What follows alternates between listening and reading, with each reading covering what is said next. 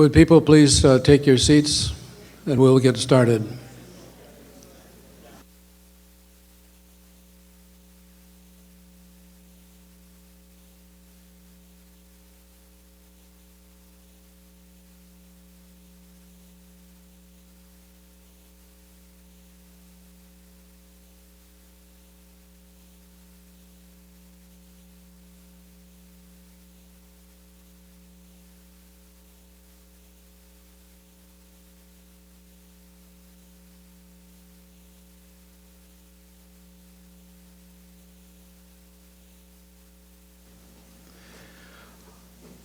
Well, welcome back.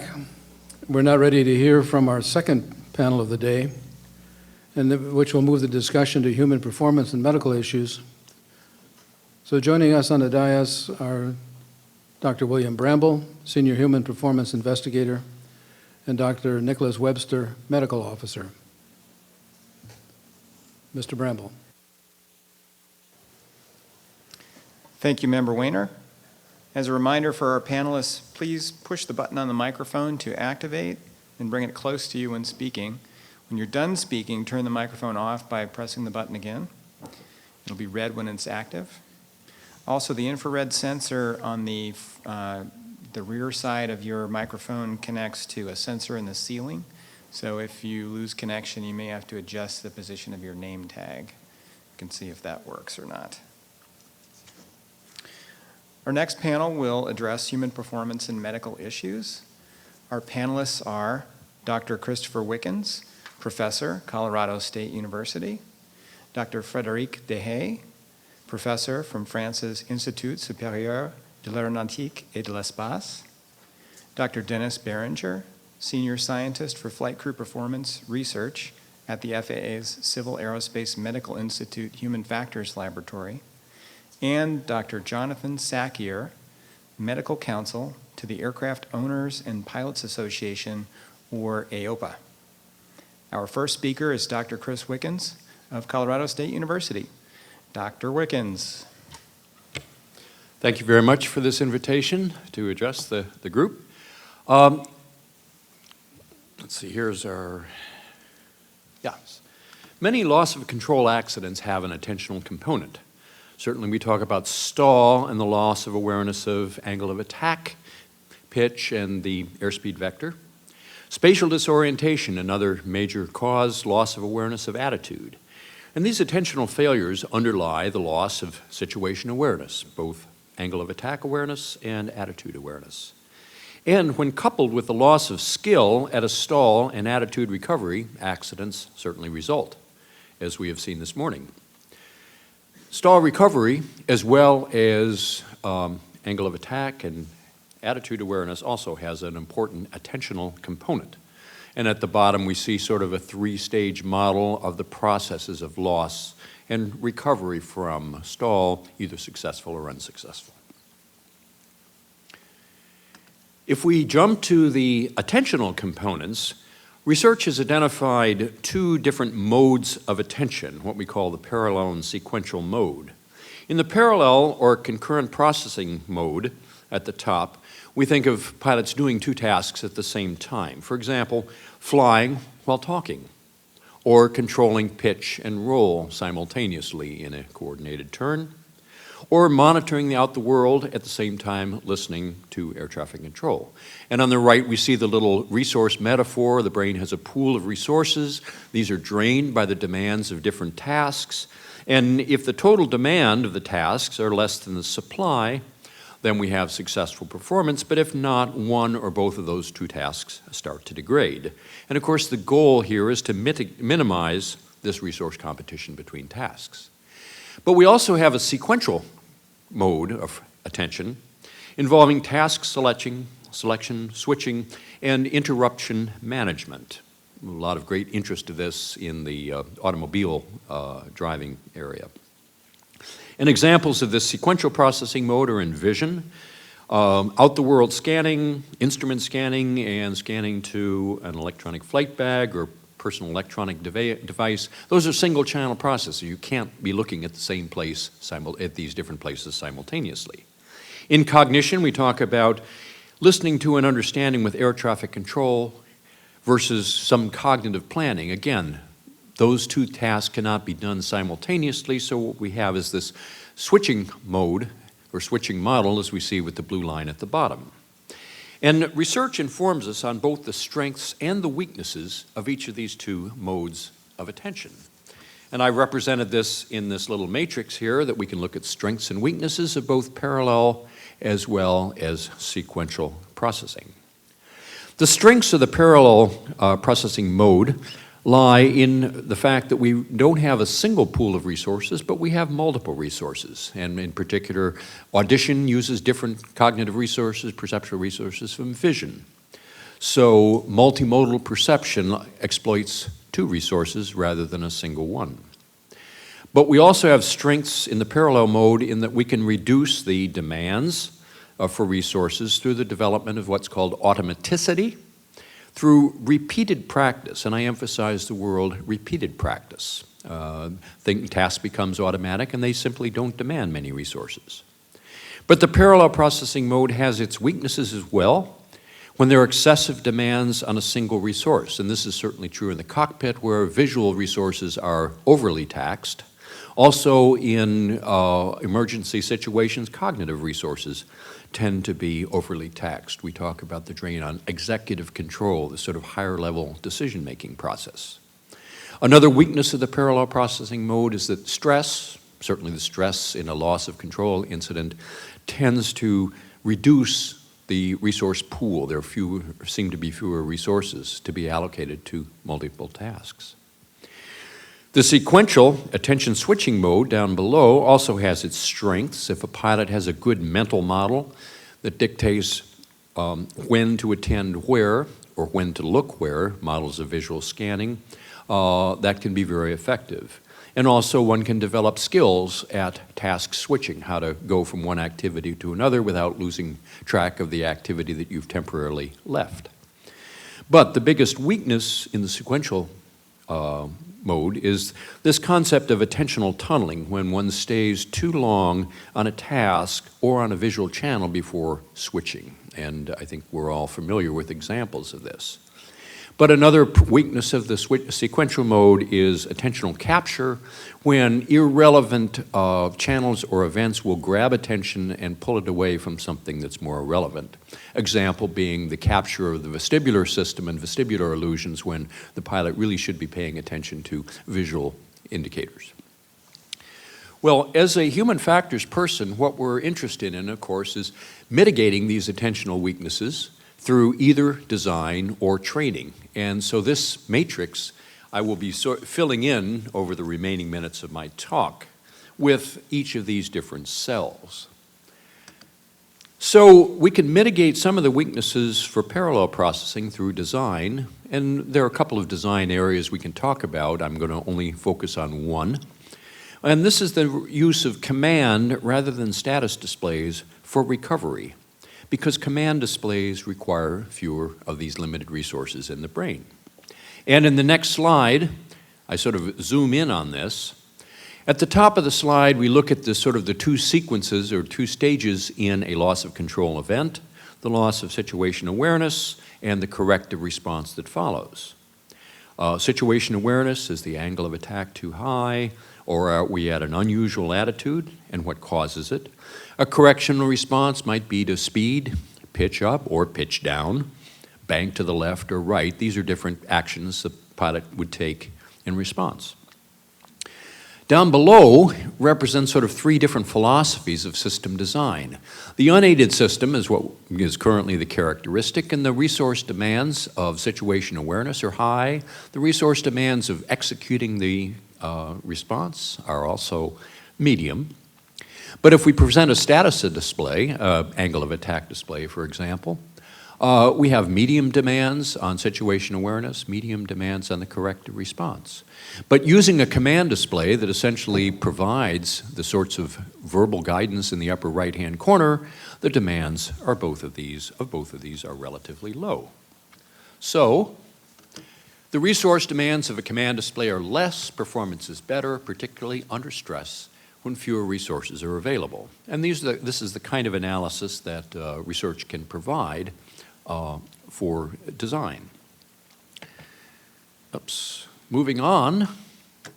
Another aspect of design for supports parallel processing is the use of multiple perceptual resources or perceptual channels to aid stall recovery. Again, not just visual, but also auditory, possibly tactile, possibly peripheral visual systems. We can take the next cell of the matrix, and we can look at different solutions to parallel processing related to training. We can use fewer resources, attentional resources, by developing automaticity of the stall recovery process. And I really emphasize the importance of overlearning, not just learning to mastery or learning to criteria, but repeated practice in the loop, in the simulator, until such skills become automated and take very few resources. There's also an area called stress inoculation training that teaches pilots to sort of resist the traps of stress.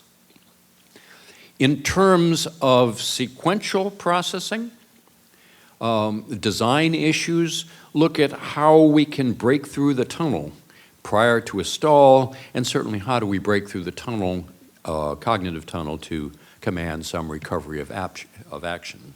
So this is issues of attention capture. What are the right levels of commands, of warnings that don't induce further stress but still provide the appropriate mitigating responses? Okay, finally the last cell, training of sequential processing, and there's a good deal of very promising research on training in cockpit task management, the appropriate way of switching attention between tasks, and particularly training for task selection in emergency conditions, and training for scanning, not in the routine, but in the off-nominal conditions. So to conclude, attention failures can cause the lack of awareness of a stall margin, spatial disorientation. Unwanted attentional tunneling can hamper recovery. And so corrections and remediations can enhance the attentional strengths, exploiting multiple resources through design, multimodal and visual displays, and through training to develop automaticity. Reducing resource depletion through stress inoculation training, and exploiting effective task switching through queuing, through scanning training, and through task management training. And my final point I haven't talked about, but an area I'm particularly interested in, is how computational models of pilot attention can be useful in mishap investigation and also in predicting the situations in which attention will fail. Thank you very much.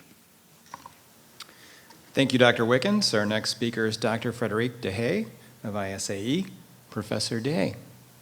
Thank you. I would like to thank you, NTSB, for this invitation. I'm really honored to be here. And I would like to follow up the previous discussion with this video to illustrate attentional failure in the cockpit. So here in this video, you have two expert pilots. They are about to perform a landing in the mountains. So it's a tricky landing because there is some wind gust issues. It's a steep approach. And there's a traffic between them and the landing ground, so they don't know if they can continue or they have to abort the landing. So you see that they will be excessively focused on the landing ground. And now you can hear an auditory alarm yelling in the cockpit for 1 minute, and then they don't react to this auditory alarm. So they can hear the auditory alarm within the headsets. You see that the auditory alarm will be modulated at the end, but they won't react to it. This is a very good illustration of attentional failure.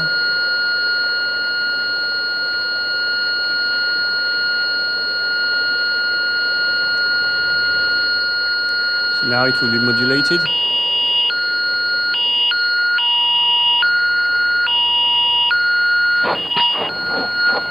Okay, so this was the landing gear warning, and they didn't pay attention to it because they were so focused on visual cues.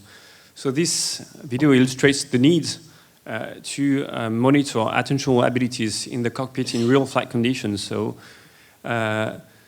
we can use eye tracking, which is a very interesting device to monitor attentional ability. So with an eye tracking, you can measure pupillometry, which is a good indicator of stress workload. You can do some eye movement analysis to detect attentional tuning, for instance, saccadic activity, or you can do some area of interest-based analysis to analyze scanning patterns. So a few years ago, we did this study. So we used TOBI eye tracking. We adapted it, embedded it in the cockpit. And the topic of this first experiment was to compare a nominal landing traffic pattern versus a power-off approach. Okay, so please. So here is a video. The blue dots is the fixation, which means processing visual information, and the trail is saccadic activity.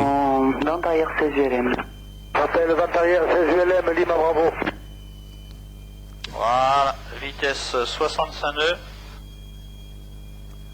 Okay, so you can see we can get good accuracy, good measurements, interesting measurements.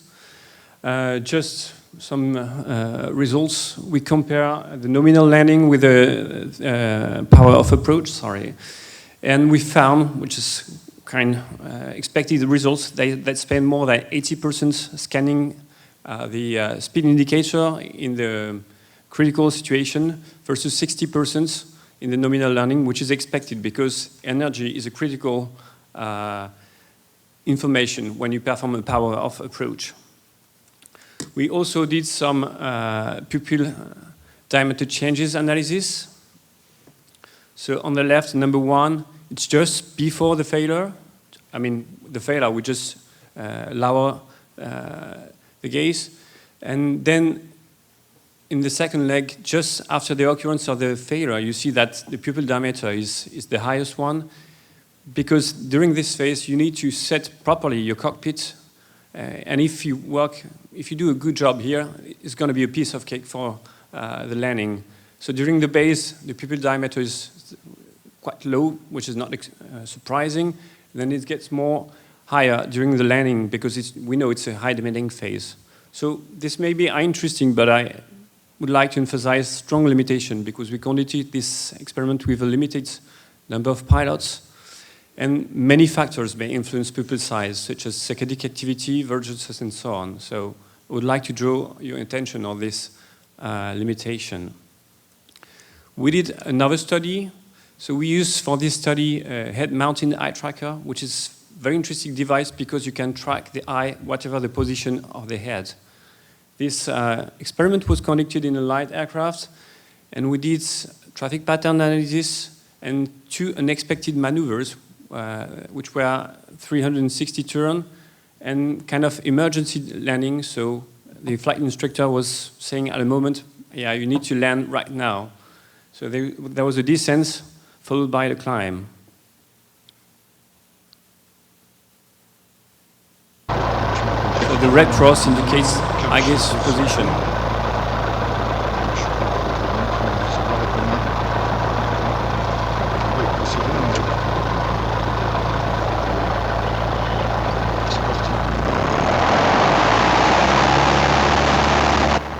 You see that the pilot will glance at the airspeed indicator, yeah, now, but is mainly focused on the landing ground to check the axis.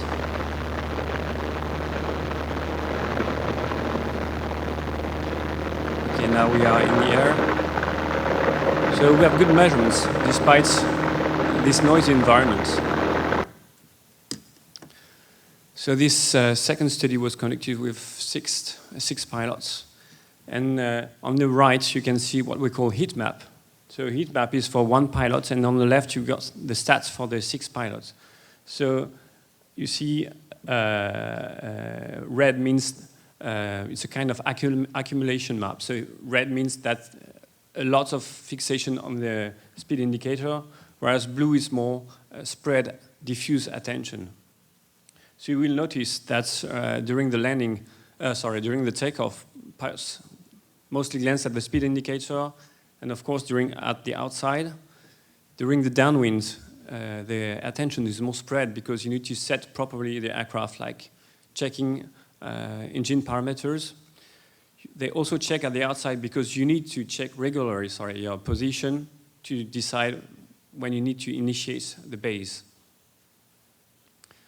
So this is the base. Pilot mostly glance at the outside, and during the final, I was quite surprised because they spent like 85% glancing on the outside, and then it's kind of binary attentional activity, and spend 14% on the speed, but they don't look that much at the vertical speed.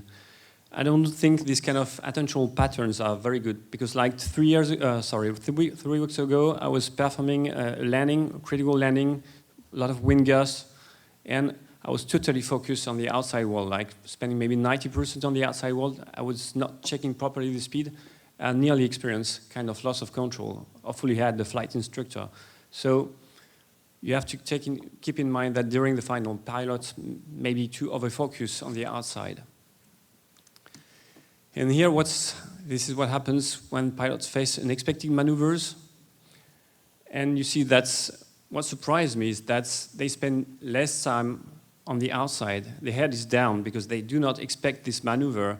And this may be, somehow critical because they don't look that much on the outside, especially when you perform a 360 turn. You're supposed to check the outside, to check the traffics, and to talk about ongoing research. So I'm the pilot wearing a EEG cap. Okay, so we'd like to understand why pilots do not pay attention to auditory warning, like stall warning. In the lab, we've shown that visual information may take over auditory processing. Very simple one: the eye may shut down hearing and lead to auditory warning misperception. So we did this study with low workload condition, high workload condition. We trigger auditory alarms, and this experiment was conducted with 6 pilots, and they miss between 5 and 20 auditory alarms, and we are currently analyzing the results with my colleague, Professor Callan, and an ICT in Japan.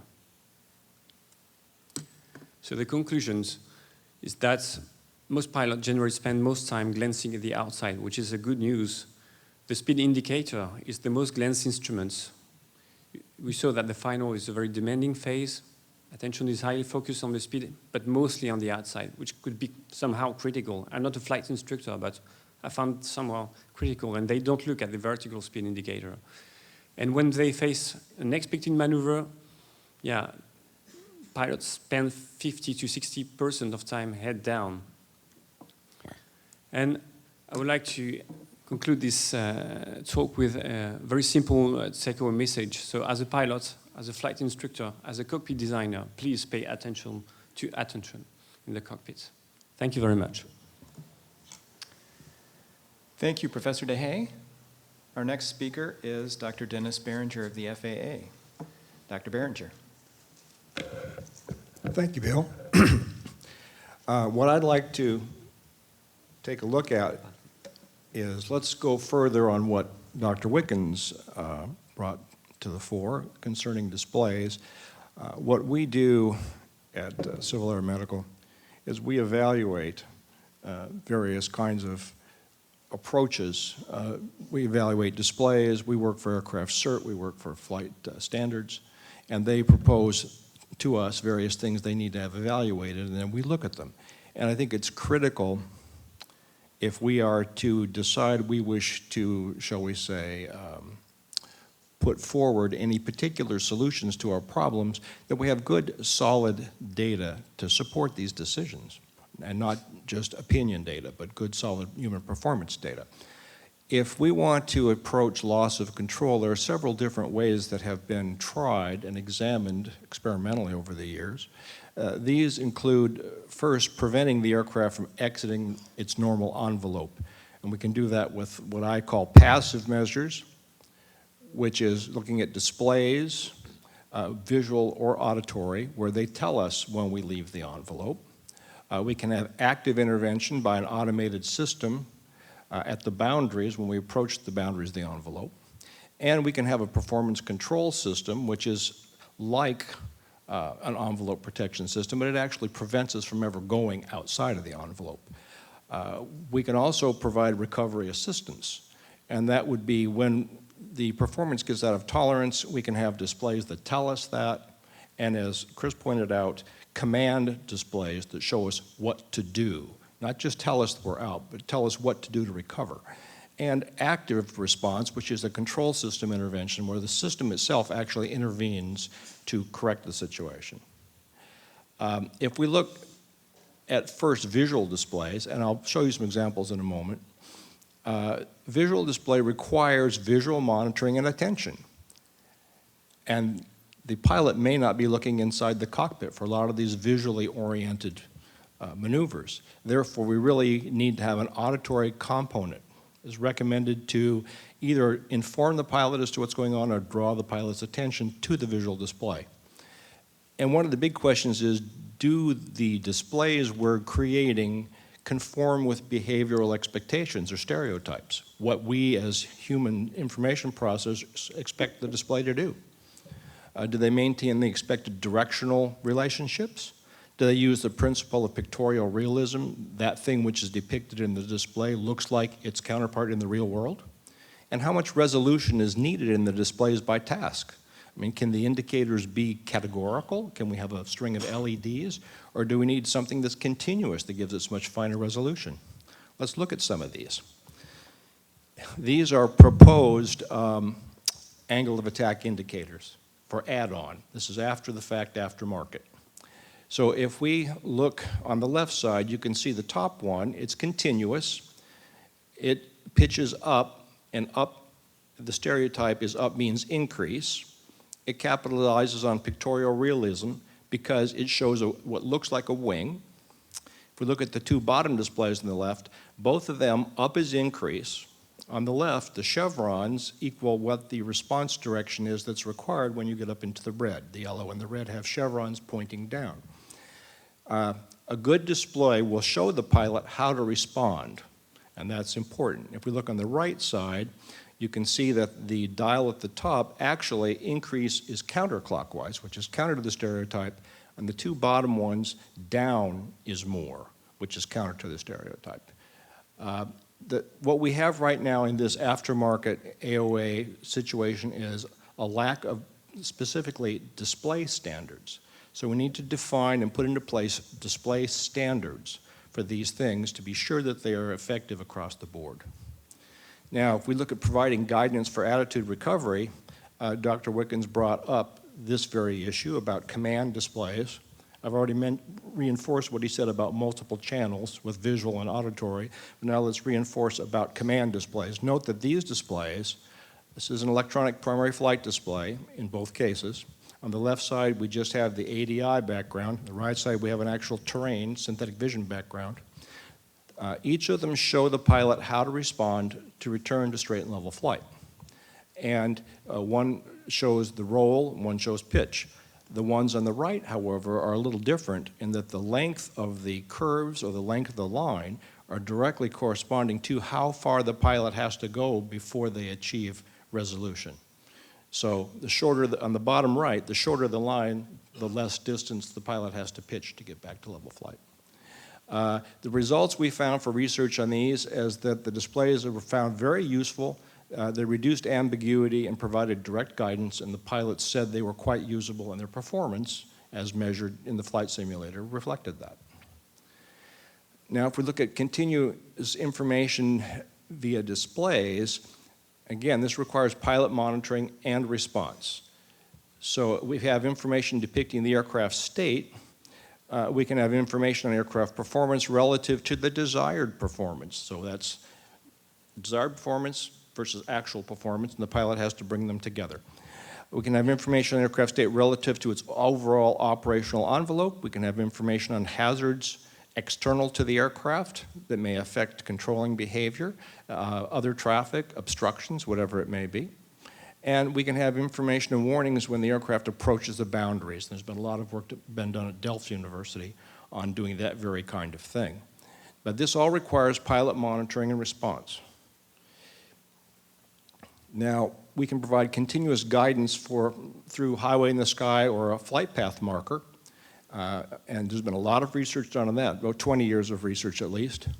We can show the path where the aircraft should go, and then we can show a flight path marker that shows what the aircraft is currently doing or will do in the immediate future, a predictor display. And the pilot merely needs to align those. Now, the results of all these studies have shown that both skilled pilots and, in fact, untrained individuals who are being used to see how much training would be required can respond to and use these kinds of displays very well. If we look at active envelope protection, and we have the opportunity to evaluate some of those systems, we can have an intervention by the system to resist actions that would put the aircraft out of the envelope. So you pitch down or you pitch up too much, and it will actually press back against the controls to say, don't do that. It can physically resist, but like autopilots, it can be physically overpowered by the pilot if the pilot deems that something has to be done that it won't allow.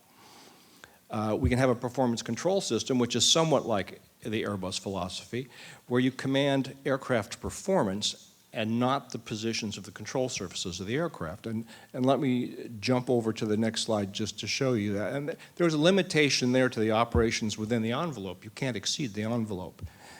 And these kinds of systems monitor pilot performance instead of the pilot monitoring the system performance. So the roles are switched. Now here, on the right, you can see that control position up means a constant climb, level means hold altitude, and the bottom, what we would say pitch down, it's really a descent, means a constant descent down. And quite a bit of work has been done on these, and they've been shown to be very, very effective for normal operations. If I could summarize my first summary slide here, what you do, your approach is really dependent on your philosophy and the application. Visual displays require pilot visual attention. They may detract from the external visual monitoring tasks. They need to be paired with auditory information alerting. And although this maintains pilot control authority, the pilot has full authority over what's happening, it requires pilot intervention. The pilot must respond. Some displays are available as a retrofit, but we need display standards for consistency and to conform with human performance stereotypes, to be sure, before we allow these to promulgate widely. If we look at envelope protection as a possible solution, an active kind of thing, monitoring is shifted from the pilot to the system. The system now monitors the pilot, essentially. It may or may not require pilot intervention. An active EP system can resist but not inhibit attempts to exceed the envelope and recover on authorization. The system we examined had the easy button. And the pilot could say, uh-oh, push the button. The system would engage and recover to straight and level flight. The performance control system, on the other hand, is supposed to prevent the aircraft from ever exiting the envelope. But then it has its own limitations. So all of these limitations have to be kept in mind. Mode awareness is critical. If we have an automated system or semi-automated system of any type, it has to let the pilot know what it is doing at all times, and the pilot has to understand that. And we're doing 2 phases of research now. We're looking at add-on aftermarket AOAs in our lab right now and synthetic vision on 2 platforms. And the next phase we're going into is integrated AOA on the primary flight display. And on the left, you see when it's not integrated, it's simply an AOA indicator stuck into the PFD. On the other side, the other 2 you see are actually integrated into the PFD symbology, capitalizing on various aspects of that. And that's what I have today. Thank you. Thank you, Dr. Beringer. And I will now turn the microphone over to NTSB's Dr. Nicholas Webster. Thank you, Dr. Bremble. To discuss medical issues, our final presenter of this session is Dr. Jonathan Sackier. He's medical counsel to AOPA. Dr. Sackier. Thank you very much, and good morning. I have some prepared remarks, but first of all, I'd like to say thanks to the NTSB for the honor of inviting me, and to Nick Webster for all his help in preparing for this. I must say I feel somewhat fraudulent and intimidated to be in such esteemed company. I am here representing AOPA, but my remarks are my own. And specifically from AOPA, David Ord, the President Mark Baker, Warren Silverman, who I'm sure many of you know, Gary Crump, and all the folks at Pilot Protection Services who helped me keep out of trouble. Before I tell you a little bit about myself, I have some extemporaneous remarks that I wished I wasn't delivering. Forgive me. This past Friday, Bill Gibbons, who was a friend of mine and a colleague, and quite new to aviation, took off from the Tysons-McGee Airport in Tennessee with his 15-year-old daughter on board. His intended destination was Bloomington, Indiana, a field I've flown into many times. He did not make it. He crashed in near Johnson City, Tennessee, and both of them were killed in the resulting conflagration. It would be inappropriate for me to second-guess what transpired, and I'm sure there are people here who will be involved in ascertaining what transpired. But if, it's been said that even good pilots have bad days, but if something led to the death of my friend and his daughter that was eminently preventable, how obscene is that? And his memorial service actually starts in about 30 minutes. And I chose to continue my commitment to be here in honor of Bill and in the hope that we can all do something so that his widow and now orphaned son will not have to experience this hideous situation. My background, I trained as a surgeon, and you'll understand why I tell you that shortly. I've been flying for longer than I've been driving motor cars. And I write for AOPA and for the medical literature. These are my opinions, and I hope they'll be of some value. You will have noticed I have a speech defect, so sometimes I say things that are incomprehensible. I am an American, though. I chose to be an American.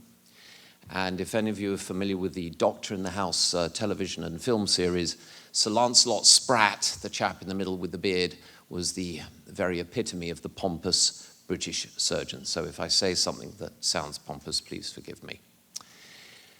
There's two colleagues at AOPA I want to mention for specific reasons. Bruce Landsberg, who's been involved in air safety for many, many years, and I adore. He says that every pilot is allowed one fatality. And he says many things I agree with, but some that I don't agree with. He takes a very stern and somber view of air safety. His other colleague, Rod Machado, who many of you will read, has a very different approach. In fact, he sent me this photograph of him and an AOPA colleague at one of the AOPA summits and said this was the worst photo bomb ever. That's me on the video screen behind. Rod uses humor to reach out to people. And so some of my comments, I prepared these slides obviously before last Friday's tragedy, but I think humor is a way to get through to some of the issues we're dealing with, which is intransigence on the part of the pilot community. Data, well, absence of knowledge ought to be a treatable illness. It ought to be. 12% of fatal general aviation accidents involve a medication health issue. And general ignorance that over-the-counter medications are actually drugs. Many pilots don't even think about that. They also don't think about the medical condition that they have that inspired them to take a medication is in and of itself a reason not to fly an airplane. If you have a cold or the flu or you're recovering from a hangover, you should not be anywhere near an airplane. Lack of awareness about side effects is, I'm afraid, rampant even amongst medical professionals. And suppression of symptoms and not talking about issues amongst pilots is, I think, a real issue. There are also spurious side effects that many physicians don't know about. Phenylpropanolamine and caffeine, for instance, a sedative, a mild sedative, you add caffeine to it, you would think it would do the opposite. No, actually, it potentiates the sedative action.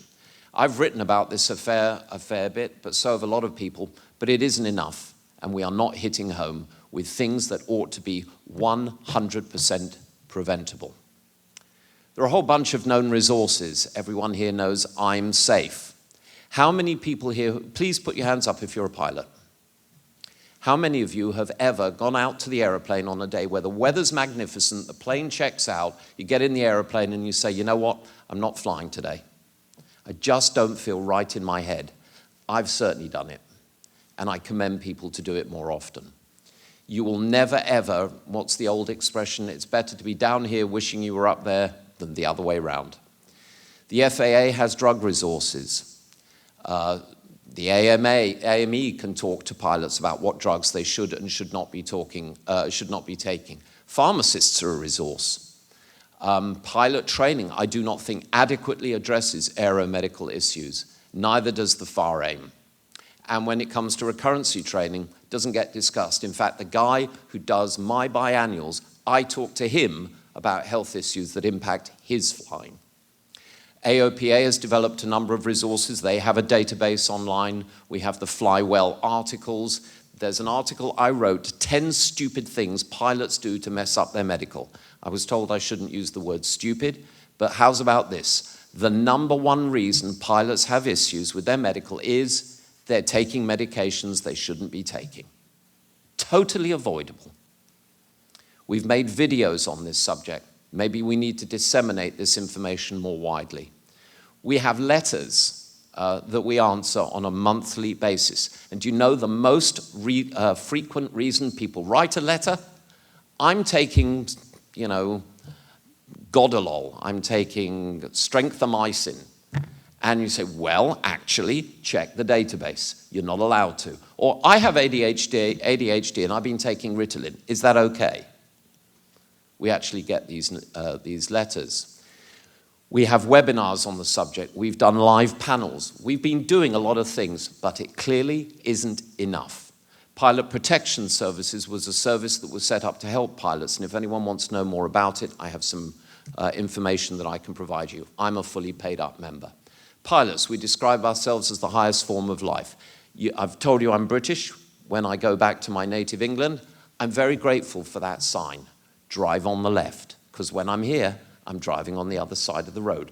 The steering wheels in the Hertz rent-a-cars say, drive on the left. You cannot turn right on a traffic light. Okay? We put notices on pill bottles. Don't operate heavy machinery. Well, is an aeroplane a heavy machine?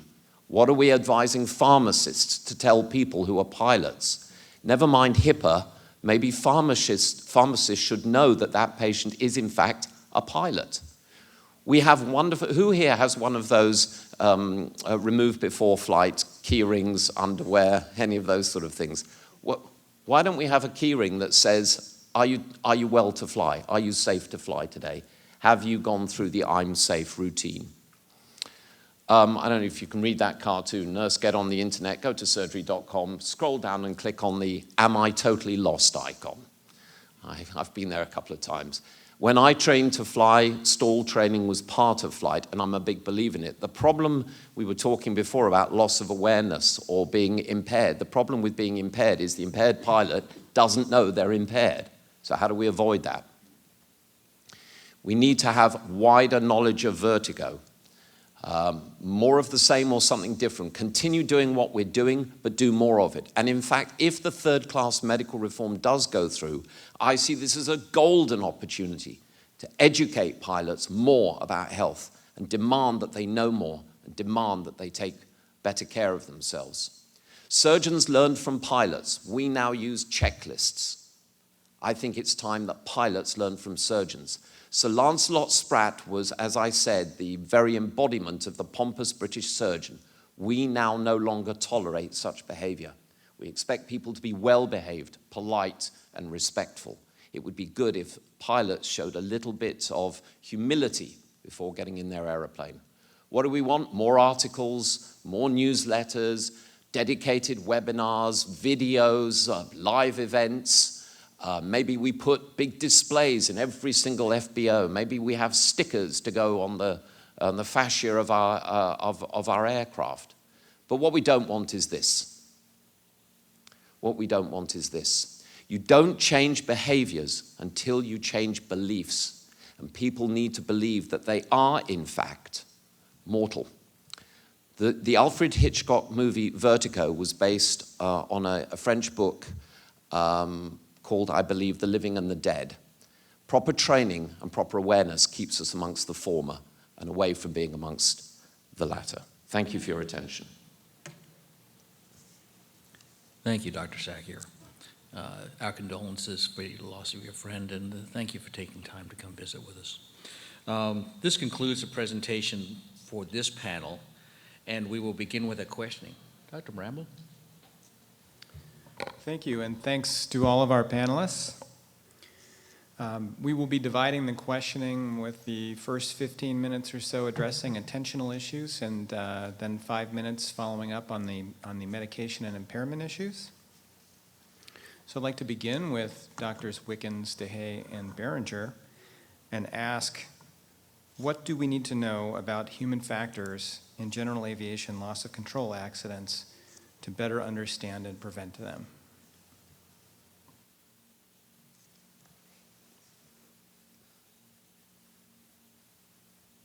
It's over to you, Dr. Wickens. I guess I'll start, and I really think this whole issue of attentional capture is critical. What are the things that draw the eyeball to stay on a particular area that is not relevant, and to ignore and not fixate on certain elements in the cockpit or outside that are relevant, whether that's angle of attack, airspeed, or some other indicator. I think the information on visual scanning that Dr. Dehais presented is an extremely important and informative way of getting at the conditions that lead to attentional capture and basically ignorance or failing to attend to certain critical instruments under certain critical times. Scanning can be trained. There is definitely evidence that, particularly from highway safety driving, that appropriate scan patterns can be trained, and that may be a good intervention to avoid the attentional capture. The other thing I think that human factors can contribute is this idea of how do you break into the tunnel when it does occur, draw attention to the appropriate way without inducing some sort of inappropriate startle, or without amplifying the level of stress that we often get when there is this profusion of auditory alerts and flashing lights that can enhance stress rather than contribute to the solution. Thank you, Dr. Wickens. Dr. Dehais, do you have additional comments? Yeah, thank you. I think we're still at the beginning of the journey with human factors perspectives, because there are some very interesting models proposed by Professor Wickens, but there's still a lack of understanding, and especially to predict that something bad is going to occur. We're not unable to predict that attentional capture or attentional tunneling is about to begin. So I think we still need some experiments using basic protocols like fMRI, EEG, in-flight simulator, and we also need to go in the cockpit. I think that eye tracking techniques is a very promising way to improve scanning, to improve the training, to improve the design of the cockpit. Because as shown by the first video I've presented, it's not because there's a warning in the cockpit that pilot will pay attention to it. You may introduce angle of attack indicator. I think this is a very interesting, very promising technique, but this doesn't mean that the pilots will pay attention to it. So there's still a lot of to do. There's still a lot of to do to understand the neural mechanisms that lead to human error. Thanks, Dr. Beringer. I think it's really critical in considering how we wish to approach these problems to really understand how the pilot will perform given various ways to address the issues. And as has been said here, as far as understanding attentional processes and understanding all of this, that's absolutely critical. The other part of that is we have to understand how the pilot will best respond when given information to respond to these issues. Once their attention is on the correct thing, what information and in what format and what modes do we need to present that information? And I think we have to have some serious philosophical discussions about at what point do we envision intervening for the pilot. So where do we draw that line? How much will we allow the pilot to have complete authority? And at what point do we believe we need a supplement? That's like the deployable parachute. You know, all else has gone to whatever, quick push the button and we're just going to end this flight by parachuting to the ground. Well, the ballistic recovery system has been effective in a number of cases. So we might also want to consider to what extent will a take over the airplane for me system be effective. And this all comes down to how much can we expect the pilot to do given the appropriate controls and displays, and how much might we actually consider handing over to semi-automated system. That's going to be an important philosophical discussion that needs to be had. Thanks. Dr. Wickens is someone who is quite knowledgeable about stress and attentional resources. I wonder if you could tell us, has there been much research on the phenomenon of startle response, and how might surprise or startle contribute to human error and loss of control accidents? I think I sort of set that question up by my final remark in the previous question, and that is that oftentimes alerts, particularly auditory alerts, are either ignored under some circumstances, and Dr. Dehais talked about that existence, or just lead to this overwhelming startle where you suddenly know something's wrong, but you don't know what.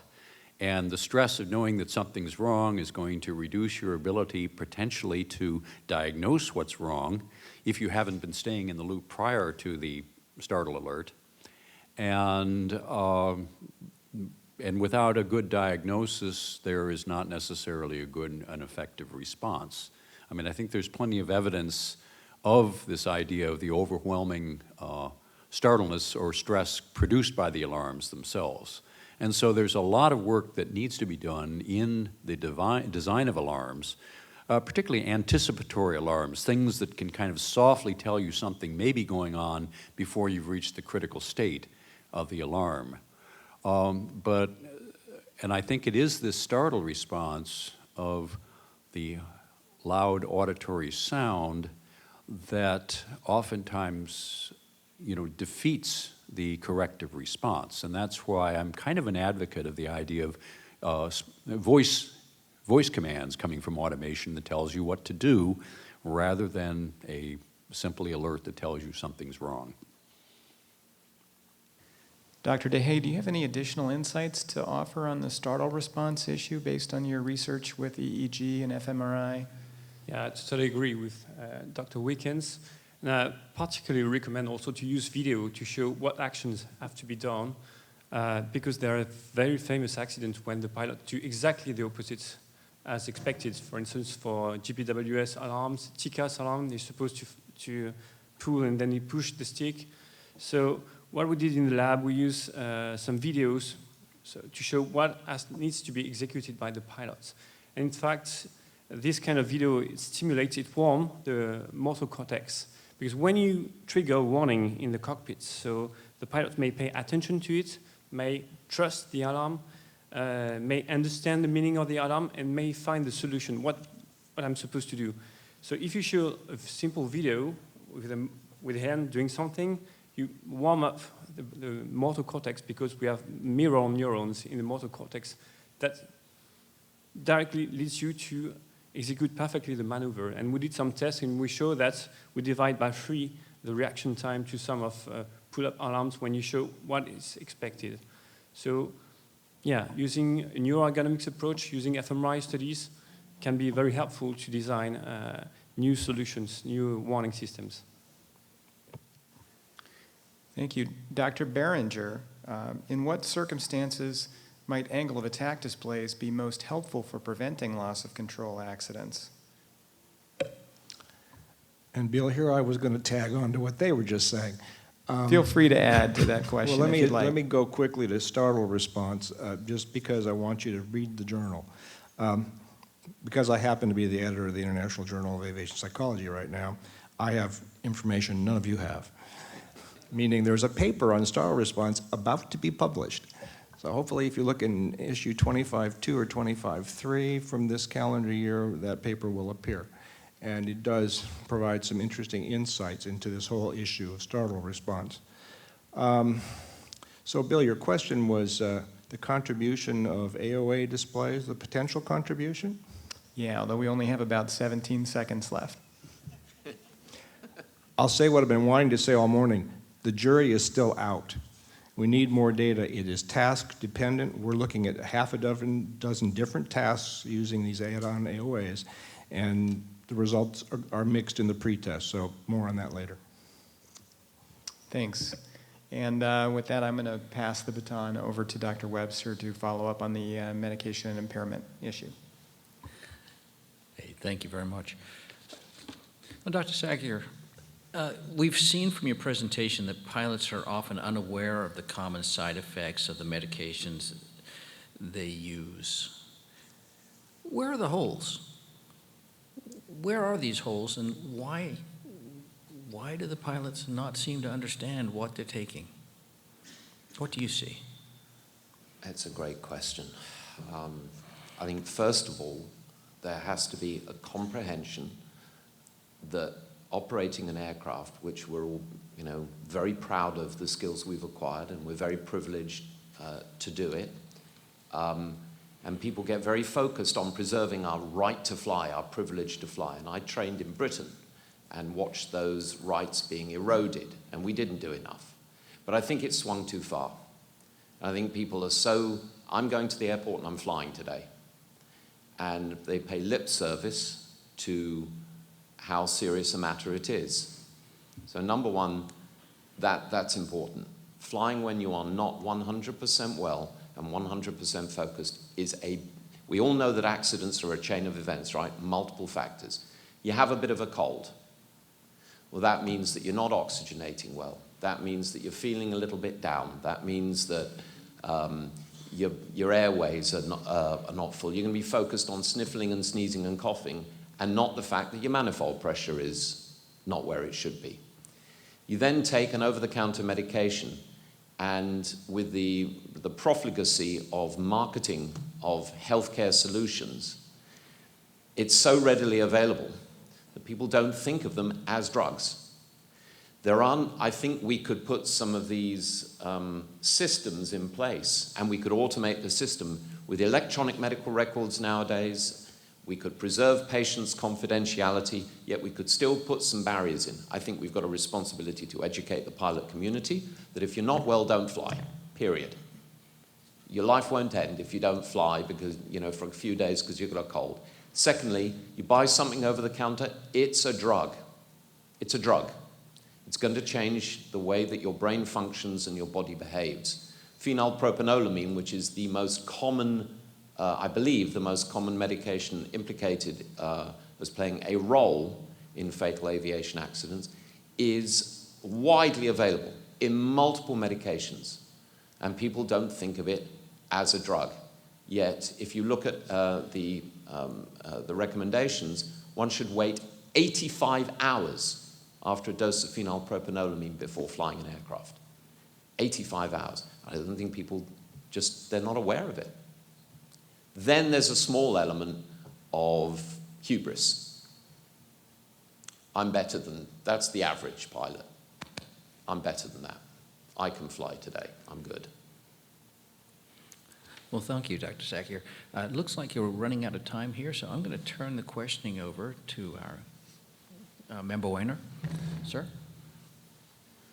Thank you, Dr. Webster. Question for Dr. Beringer. You showed some displays, angles of attack indicators, or enunciators. Some had the typical stereotype expectations, some had the opposite. What are the design standards for displays, and do they differ between Part 25 and Part 23? In other words, between transport category and light aircraft? There are quite a few differences. Of course, I'm not the expert to consult on cert matters, but There are quite a few differences between, even though they're harmonized, between 25 and Part 23. And there are some things that have recently been examined, as one of my cert friends pointed out to me, where certain things are allowed actually in Part 25 regarding AOA and its integration onto a PFD, and the same exact kind of display is currently not allowed under the rules in Part 23. In fact, that's something that they're looking at right now. As far as general display principles, I wish I could quote the AC and direct you to that, but there's been some recent work done on one of the display ACs that has updated that. And parts of that should apply to these displays. One of the problems is that I don't think, and I'm sure my CERT friends will correct us if I'm wrong, I don't think there are particular and specific parts that apply uniquely to the angle of attack indicators. And of course, keep in mind that the vast majority of these were developed for experimental application. In fact, I was speaking with one of the manufacturers to get some of the information about how to calibrate this for our simulator, this particular display. And I said, gee, I heard you guys were going to have this certified. And his response was, well, we were, but we abandoned the effort because it was taking too long and it was costing us too much money. So it may well be that one of the efforts to streamline Part 23 cert that's been going on at Small Airplane and has been reasonably effective to this point may carry over into helping in this effort as well. But there's a real need to, maybe even an AC would be helpful, but you can't regulate by AC, to specify uniquely what we need to do to address this particular type of an aftermarket add-on that's not integrated into the PFD. Have you had the opportunity to see if there's a performance decrement with a non-stereotypical operation? Well, that is exactly the process that we're in right now. In fact, I'm supposed to exit the pretest and start the real evaluation as soon as I get home. And we're looking at a couple of those variations which I showed you, which are the opposite of what we would think should be under the best human factors guidance. And we will see exactly, I can tell you only from the preliminary pretest pilots we put through, that none of them liked the ones that were opposite to stereotypes, and when they ranked them in order, they put them way at the bottom and said, I'd really rather not use these. And I can tell you also, and I'm not promoting any particular manufacturer here, but they really were very much in favor of the wing-shaped display as being the most intuitive and easiest to use and understand. Then the others fell immediately below it, the ones that were in accordance with the stereotypes. So the performance data that we have, preliminary data, seem to be supporting what you'd call, I guess, introspective analysis up front, that in fact the stereotypes do matter and they do make a big difference in performance.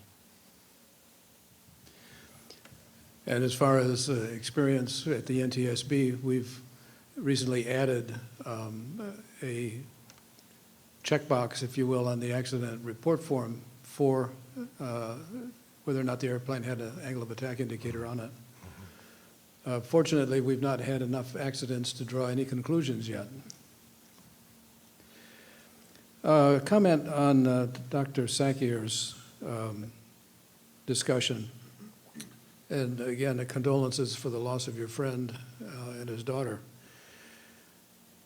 The last session talked about the Joint Steering Committee, and the Joint Steering Committee basically following many of the processes that CAST has developed and fine-tuned over the years. One of the first projects that the JSC took on was in fact loss of control, approach and landing. And in the process of looking through, I believe it was 60 different accidents that had pretty substantial data, the notion of medical potential impairment issues kept popping up. And that kind of led to the 2013 letter to all of the pilots out of the FAA, as well as has led to some further development of educational materials Could you just talk a bit about what AOPA is doing, and I think partly at the behest of the JSC, in terms of trying to educate pilots on the medical effects? Yes, indeed, and thank you for the condolences. It's Mark Baker and the prior president, Craig Fuller, both held these to be critically important issues, especially when we look at an aging pilot population with an increasing use of medications and dealing with health issues. And they've been very, very supportive to, I just consult to them on these issues, but the full-time medical staff within AOPA, led by a very excellent chap named Gary Crump, they have created a service to pilots so that they can call in and deal with medical issues in a confidential manner before going through their AME. Because pilots are very fearful of their AME, they don't see this as being something beneficial. There's been concern about, should we say, lack of total transparency in that interaction. They've been very supportive of creating a lot of educational material. There are articles in the AOPA Pilot magazine. There is an electronic newsletter that includes health content every month. There are webinars. In fact, I can, if it wouldn't be inappropriate, I can give a little advertisement. Next Wednesday the 28th at 8 p.m. Eastern, there'll be a webinar on health issues for pilots. These tend to be very well attended. The problem is the people who read the articles, read the mailbags, read the online newsletters, come to the webinars, come to the live events, are the very people we don't need to be talking to. Yeah. So I think that regardless of what AOPA is doing, we also do live events at the fly-ins and at the air shows. We need to do more. We need to, what was the wonderful story about the American bank robber who, when asked by the judge why he robbed banks, Willie Sutton, he said, because that's where the money is, Your Honor. I think we need to be going to where pilots live and educating them that this issue of flying in an impaired manner is de facto dangerous because you're impaired. So whether you've got a cold, stay at home. There's been these advertising campaigns. If you've got the flu, don't come to work. It's not good for you and it's not good for your colleagues. If you're impaired, don't fly an aeroplane. If you're taking any medication before you go anywhere near the airport, check. I think we could do a lot more. I don't know that AOPA has either A, the resources, or B, the reach. But maybe, if it's not inappropriate for me to say so, maybe there needs to be a working group of all the groups like this who can reach pilots where they live and breathe and explore every possible resource to prevent these tragedies, because they're completely preventable. If I can just say one other thing, Dr. Wiener, another podium I stand on and endlessly talk about is hypoxia. And every time I talk about it, I get pushback from pilots. I'm fine at 12,000 feet. I'm 14,000. I'm fine. I'm only there for 15 minutes, so I'm good. Yeah, I've used a pulse ox. I monitor the pulse ox. It's 89. It's fine. Well, it isn't fine. And it plays a role, I believe, in aviation accidents. And at the very least, it does no harm. Yet we can't get pilots to use oxygen more liberally. So I would like to see a dedicated working group that would come up with 100 ideas and try every single one of them. Because if it saves one life, then that's a good thing. Well, thank you for the comments. I might also point out that our most wanted list, which we redo every year, has had this particular subject on it, loss of control in flight. But we have two other most wanted list items that are closely allied with this. One is preventing impairment, basically for medical issues. And the other is fitness for duty, which has a lot to do with what we've been talking about today. So my kudos to the NTSB staff for also bringing those up as most wanted list items. I think with that, we we'll end this session. I'd like to thank Dr. Bramble and Dr. Webster and all the panelists for the fascinating insights into how we pilots work and what challenges are to our optimal functioning. We will now break for lunch until 1:30 and return for our third panel of the day, Pilot Training Solutions. We stand adjourned.